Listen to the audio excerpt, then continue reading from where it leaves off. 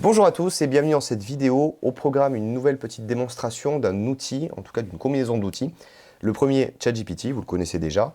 Le deuxième, une fonctionnalité développée par OpenAI, donc la société derrière ChatGPT, qui s'appelle Operator, et qui est un outil qui permet d'automatiser, ou en tout cas de faire à l'outil un certain nombre de tâches qui prendraient plus de temps, ou en tout cas qui nécessiteraient une intervention humaine de plus longue durée. On va prendre un exemple très concret. Je veux une liste de courses pour 3 repas sur une journée. Et je vais demander ça à ChatGPT, une liste de produits à acheter pour un petit déjeuner, un déjeuner et un dîner, et de préciser les quantités pour un adulte. Donc ChatGPT, par rapport à ma demande, vient réfléchir et il va venir me proposer une liste d'ingrédients que je vais devoir acheter pour 3 repas sur une journée, donc un petit déjeuner, un déjeuner et un dîner. Très bien. Donc j'ai ma liste, petit déjeuner, déjeuner, dîner. Je vais maintenant lui demander de proposer une version consolidée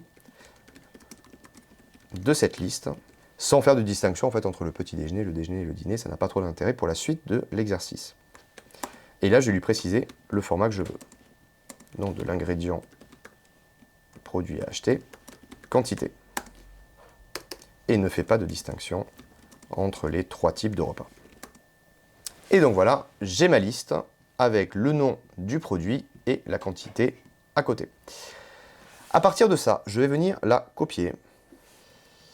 OK. Et je vais venir la coller dans l'opérateur que vous voyez ici, donc qui n'est pas intégré, comme je vous le disais, à l'interface de ChatGPT.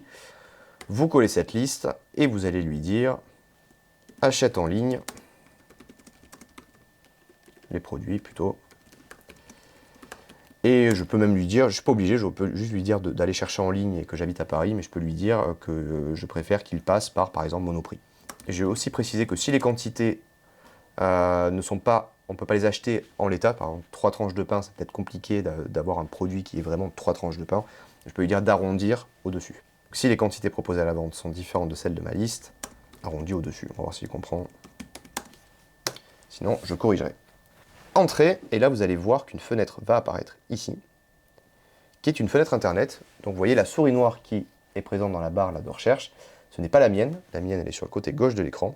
Ça, c'est celle d'Operator qui fait les courses lui-même. Donc il va sur Monoprix, comme je lui ai demandé, donc il accède au site, et là il va faire la recherche en sélectionnant les éléments qui figurent dans ma liste. D'abord le pain complet, j'imagine qu'il va faire entrée. Donc il a sélectionné le deuxième, qu'il a ajouté au panier, vous le voyez en haut à droite de l'écran. Et il va faire la même chose pour l'ensemble des produits que je lui demande.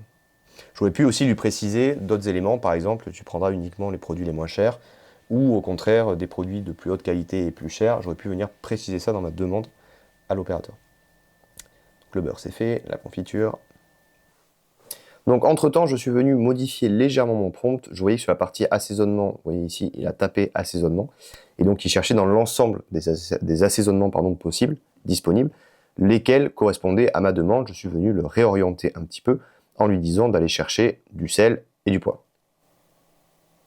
Et donc là, pour passer la commande, il va vouloir se connecter. Et vous voyez qu'il me redonne la main ici, login on browser. Et donc une fois que j'ai ça, qu'est-ce que j'ai à faire? Je clique dessus et là je prends le contrôle en fait de l'opérateur et je peux venir entrer manuellement mes informations sur la partie connectée, hop, que je vais fermer ici, pour pouvoir soit créer mon compte, m'inscrire, soit me connecter si j'ai déjà un compte, et à partir de ça je serai en mesure de valider mon panier.